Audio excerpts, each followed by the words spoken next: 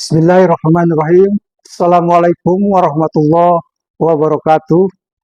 Nama saya Arifin, dosen tetap pada Sekolah Tinggi Manajemen Labora, Program Studi Manajemen.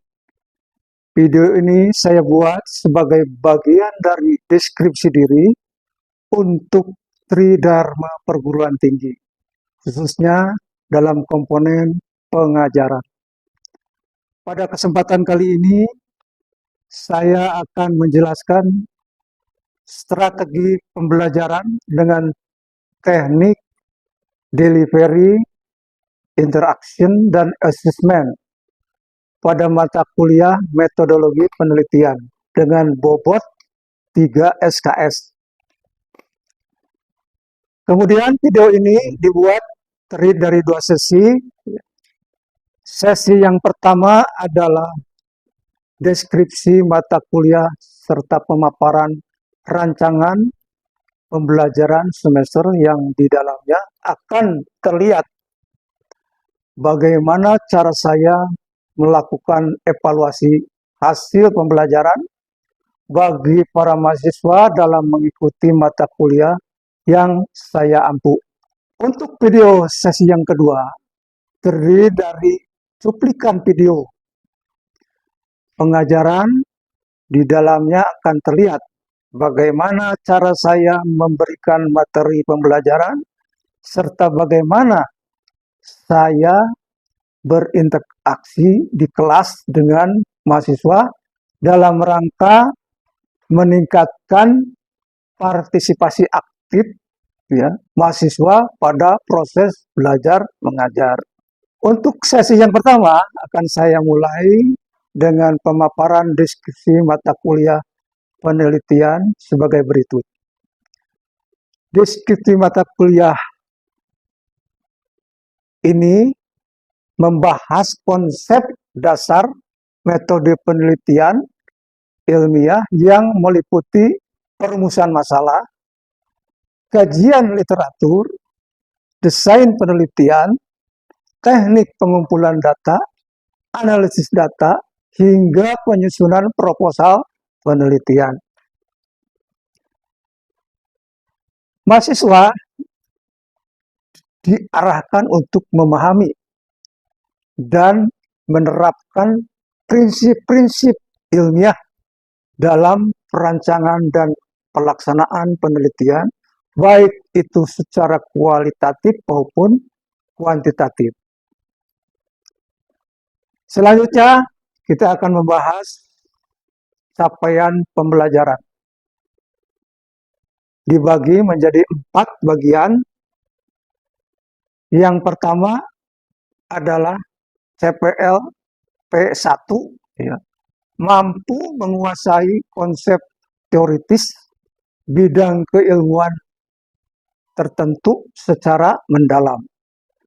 CPL P2 mampu mengaplikasikan metode ilmiah dalam menyelesaikan masalah. Yang selanjutnya CPL K1 mampu menyampaikan ide, argumen, dan solusi secara tertulis dan lisan. Yang terakhir adalah CPL S1 mampu menunjukkan sikap tanggung jawab terhadap pekerjaan. Adapun strategi pembelajaran delivery terdiri dari ceramah interaktif, penjelasan dosen, video pembelajaran. Kemudian interaction berupa diskusi, kelompok, simulasi, peer review, tanya jawab, dan praktik. Selanjutnya, assessment terdiri dari kuis, tugas individu dan kelompok, kehadiran, kemudian portofolio proposal, UTS, dan UAS. Kemudian metode penilaian dan evaluasi,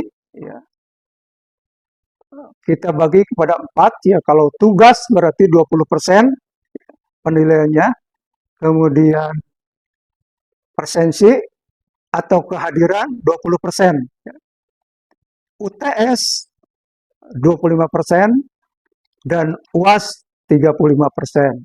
Selanjutnya bahas mengenai sub CPMK ya, yang terdiri dari 16 kegiatan ya, yang dimana pertemuan 14 ditambah 2 pertemuan UTS dan UAS. Yang pertama, sub CPMK nomor 1 menjelaskan hakikat penelitian. Yang kedua, mengidentifikasi masalah penelitian. Yang ketiga, merumuskan masalah dan tujuan. Yang keempat, menyusun landasan teori dan hipotesis. Kemudian yang kelima, mendesain metode kuantitatif. Yang keenam, mendesain metode kualitatif. Yang ketujuh, menentukan populasi dan sampel. Yang kedelapan, merancang instrumen penelitian.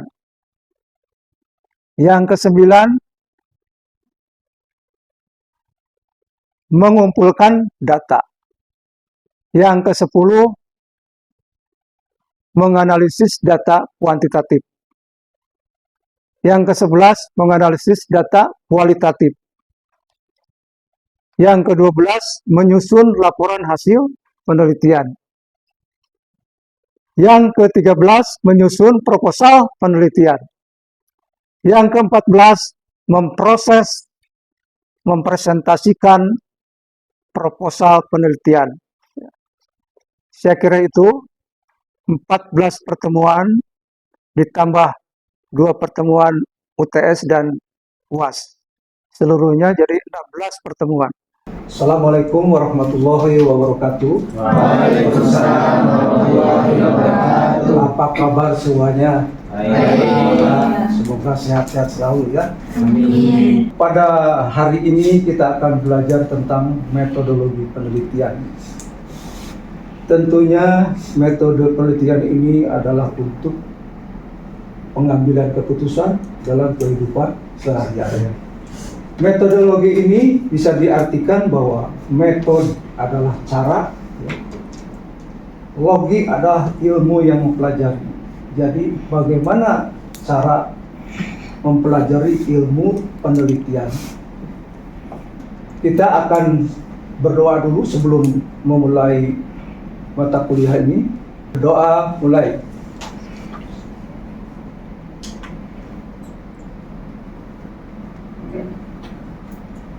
Selesai. Baik, kita lanjutkan. Metode itu adalah cara untuk melakukan penelitian. Penting untuk kita semua, untuk kita pelajari bahwa metode penelitian ini untuk mencari pengetahuan baru. Sebagaimana kita lihat di slide PPT ini, hakikat penelitian. Apa yang dimaksud dengan hakikat penelitian adalah yang pertama, ilmiah. Harus ilmiah. Yang kedua, harus objektif. Yang ketiga, harus berbasis masalah. Yang keempat, pengetahuan baru. Nah itu.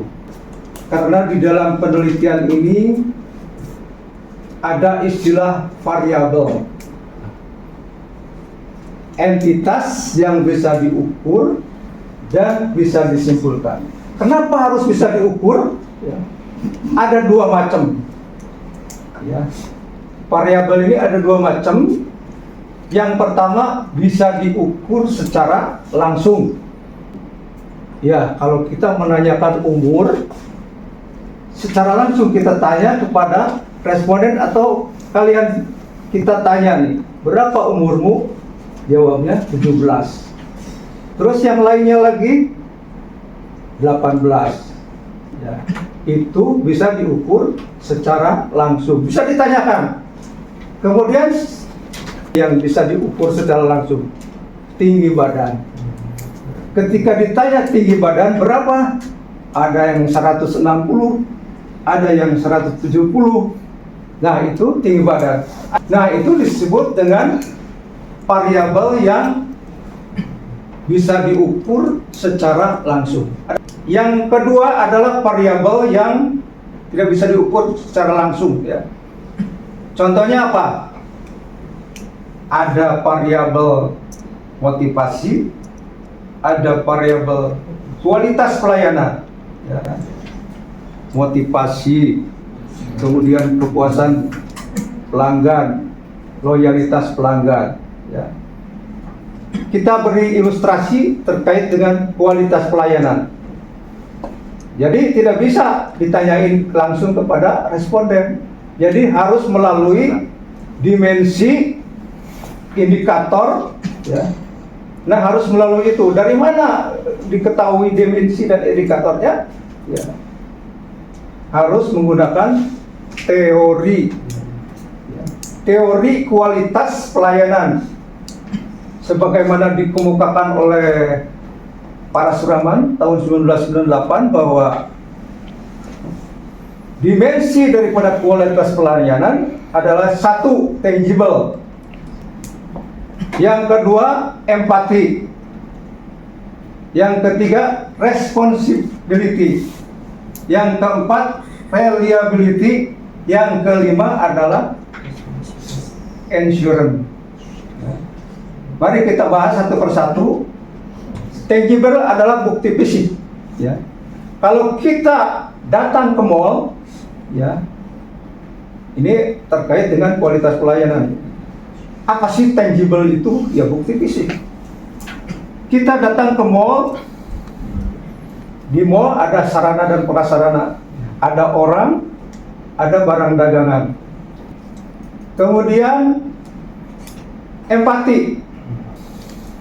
Kerugian pelanggan, si petugas merasa sedih hati karena rasa empati. 3, responsibility.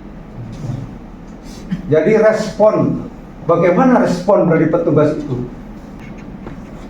Reliability, rasa tanggung jawab. Apakah kalau kita kerugian misalnya, tanggung jawab enggak kira-kira petugas yang di sana? Jadi kalau tidak tanggung jawab, ya bukan berkualitas pelayanan itu, ya. Kemudian yang terakhir adalah insurance, jaminan. Contoh yang lain misalnya, kita datang pakai motor di tempat parkir, kemudian ketika kita pulang dari mall, motor sudah hilang, kemudian tidak ada jaminan, ya. Itu tanggung jawab saudara. Loh, namanya parkir sudah bayar, ya. Kemudian dia tidak tanggung jawab. Nah, itu tidak menjamin apakah ini berkualitas, tidak, ya. Nah, ini menurut para suraman, ya, ada 5 dimensi. Jadi kita jabarkan dulu kepada indikator, ya. Dari 5 dimensi ini kemudian jabarkan lagi kepada item, ya. Item itu sebagai alat ukur dalam instrumen penelitian, ya, atau kuesioner. Nah, ini kuesioner itu berlaku dan bisa digunakan untuk bisa menanyakan secara tidak langsung kepada responden variabel yang langsung dan tidak langsung, yaitu. Jadi yang tidak langsung ini harus menggunakan teori, ya. Kembali lagi kita tentang variabel ini, ya, merupakan hal penting di dalam metode penelitian. Kita beranjak kepada variabel. Ada berapa jenis menurut rekan-rekan mahasiswa tentang variabel? Yang pertama, ya, Pertama, variabel independen. variabel independen. Yang kedua, variabel dependen atau variabel Ya. terikat. Terus, Yang ketiga, variabel kontrol atau variabel pengontrol. ya, terus Yang ketiga, Pak. 3. Ada yang mau menambahkan? Mediasi. Ya, Variabel mediasi. mediasi. Terus Moderator. moderasi. Ya.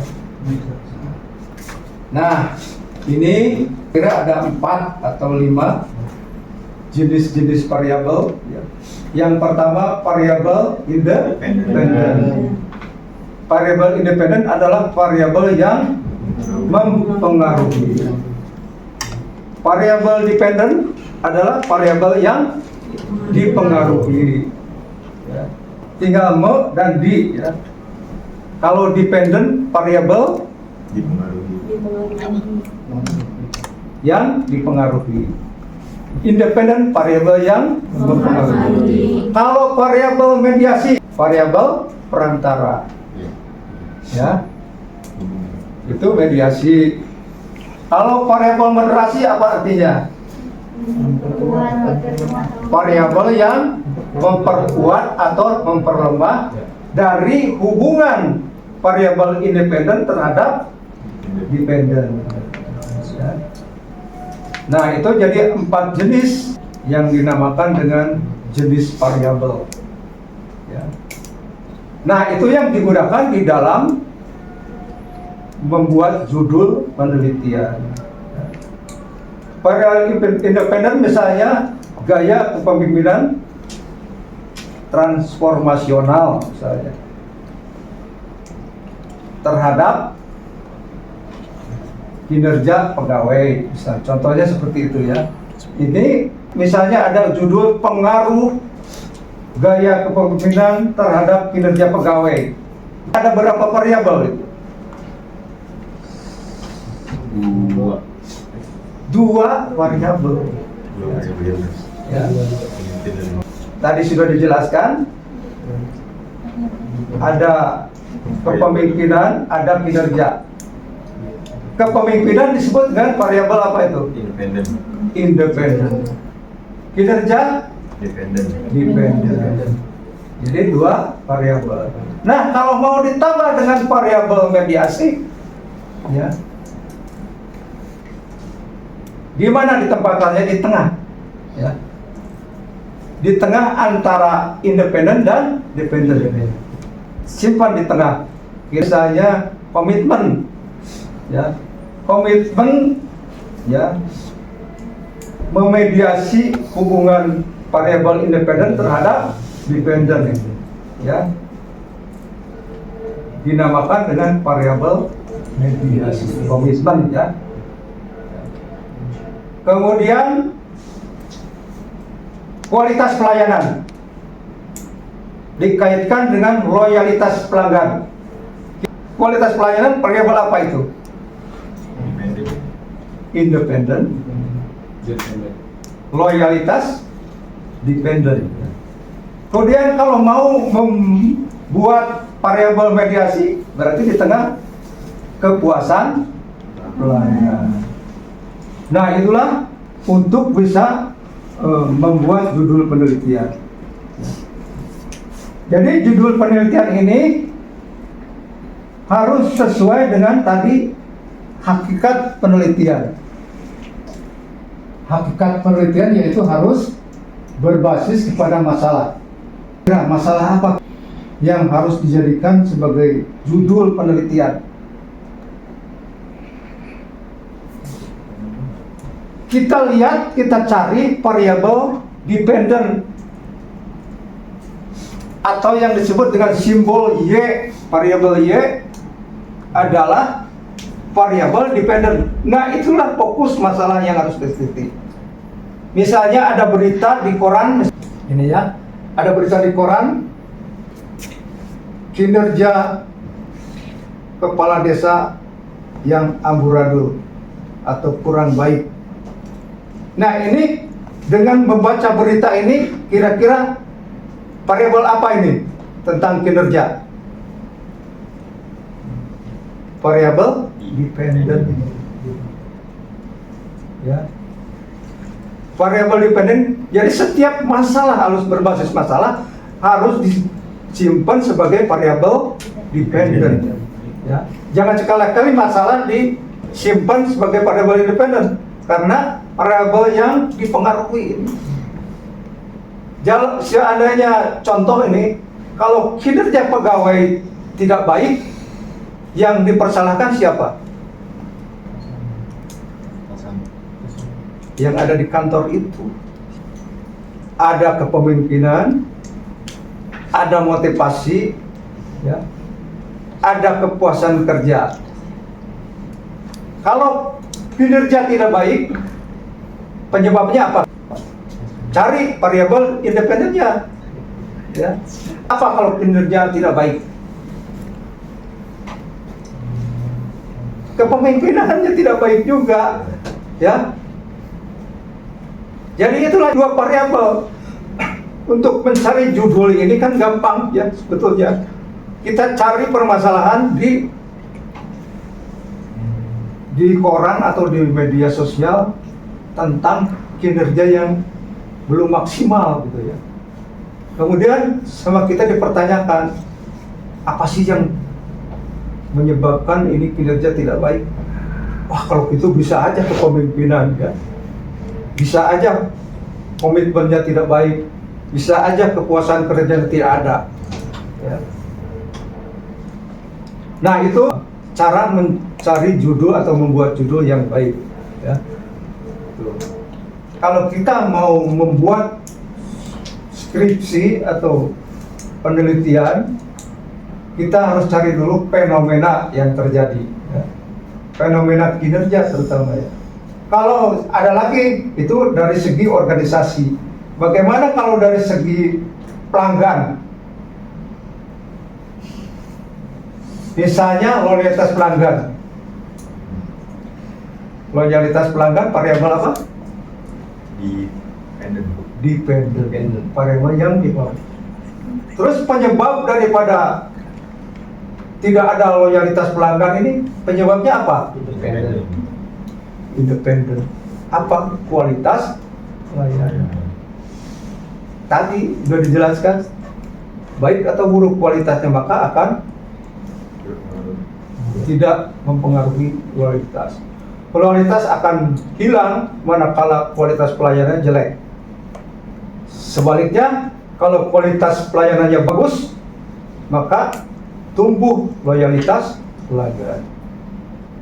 Selain loyalitas pelanggan, dengan kualitas yang baik jadi apa? Kepuasan pelanggan. Ya. Kalau pelanggan sudah puas, akan terjadi loyalitas. Itulah runutnya, ya. Runutnya variabel itu. Berawal dari variabel tadi, artinya entitas yang bisa diukur dan bisa disimpulkan, ya. Bisa diukur, yaitu ada yang tidak langsung, ada yang langsung. Nah, yang langsung kita menanyakan umur, yang tidak langsung harus menggunakan teori, ya. Contohnya kualitas pelayanan ini, ya, harus diukur dengan dimensi dan indikator atau item, ya. Baru bisa diukur. Jadi kalau kita membuat instrumen penelitian, misalnya kuesioner, ya, dari kualitas pelayanan, variabelnya, ya, kemudian dimensinya sudah diketahui 5 dimensi, kemudian indikatornya, ya, bukti fisik, misalnya tempat parkir tidak memadai, ya. Nah, ini bisa diukur, itu apa kira? Indikator atau item? Dimensi belum bisa diukur, ya. Tapi yang bisa diukur adalah indikator. Itulah yang dipertanyakan kepada responden melalui kuesioner. Jadi inilah metode penelitian, ya. Mahasiswa tadi sudah dijelaskan tentang metode penelitian. Barangkali ada yang bertanya terkait dengan metode penelitian, silakan. Kenapa harus ilmiah dalam melakukan penelitian? Nah, pertanyaan yang bagus. Kemudian saya lempar lagi kepada mahasiswa, siapa yang mau menjawab? Saya, Pak. Oke. Karena penelitian adalah proses sistematis dan logis untuk menjawab pertanyaan atau memecahkan masalah. Nah, jadi Itu diantaranya kalau harus ilmiah, jadi harus berdasarkan data, ya. Data yang valid dan reliable ya. Itulah jadi ilmiah namanya. Barangkali ada yang lain mau bertanya? Saya Pak. Ya, silakan. Kenapa penelitian harus objektif dan empiris? Nah, objektif dan Empiris. empiris. Jadi namanya objektif ini ya harus betul-betul terjadi ya. A, katakan A gitu ya. Nah, sekarang siapa yang mau menjawab terkait dengan pertanyaan rekanmu? Siapa kira-kira? Karena mengandalkan data nyata yang dapat diuji bebas dari bias pribadi peneliti. Nah, jadi betul ya. Jadi betul-betul berada di tempat lain. Kalau meneliti di tempat kita bekerja, bias nantinya ya. Jadi orang takut menjawabnya mau A, mau B, mau C. Gitu. Nah itu bias ya. Misalnya meneliti di tempat sendiri, itu bias namanya. Orang menjawabnya aku gitu ya. Tuh. Nah jadi harus objektif dan empiris. Empiris itu betul-betul hasil penelitian yang istilahnya bisa dipertanggungjawabkan. Ada yang lain kira-kira? Silakan bertanya. Ada lagi? Oke, silakan. Kenapa penelitian itu harus dapat berbasis masalah? Nah, barangkali yang lain bisa menjawab. Siapa? Saya Pak. Oke. Karena berbasis masalah dimulai dari adanya pertanyaan ataupun masalah nyata di kehidupan atau teori. Oke, baik. Itu jadi setiap penelitian ini harus berbasis masalah ya. Kalau tidak ada masalah, kenapa diteliti? Jadi harus berbasis masalah. Tadi sudah dijelaskan bahwa masalah ini disimpan di mana? Variabel dependent. Itulah fokus dari masalah penelitian. Kemudian dicari penyebabnya, variabel independent. Terwujud judul penelitian. Ya. Makanya berbasis kepada masalah. Ya. Segala sesuatu penelitian ini harus ada masalah, gitu. Kemudian diberikan atau diwujudkan suatu solusi. Solusi bagaimana cara pemecahan masalahnya. Nah itu namanya penelitian. Ada lagi nggak ada pertanyaan? Ya. Kenapa penelitian harus kritis dan analitis? Nah, siapa lagi ini untuk diskusinya? Jadi kenapa penelitian harus kritis dan analitis ya? Karena tidak sekedar mendeskripsikan, tetapi menganalisis dan menarik kesimpulan yang logis. Nah, kembali kepada arti atau pengertian daripada variabel tadi, ya. Entitas yang bisa diukur dan bisa disimpulkan. Sudah jelas ya. Jadi variabel ini nggak bisa, kalau nggak bisa disimpulkan bukan variabel nantinya. Harus bisa ukur, boleh, bisa diukur. Ya. Tadi ukurannya harus ada ya, langsung tidak langsung ya. Kemudian yang tadi apa? Kritis ya. Apa tadi? Tidak sekedar mendeskripsikan, tetapi menganalisis dan menarik kesimpulan. Nah, menarik kesimpulan. Oke, kalau tidak ada pertanyaan, ya kita tutup saja ya mata kuliah metode penelitian pada hari ini. Semoga bisa memahami dan bisa mengamalkan di dalam kehidupan sehari-hari. Kita tutup. Wassalamualaikum warahmatullahi wabarakatuh. Waalaikumsalam warahmatullahi wabarakatuh. Saya kira itu penjelasan RPS dari saya. Wassalamualaikum warahmatullahi wabarakatuh.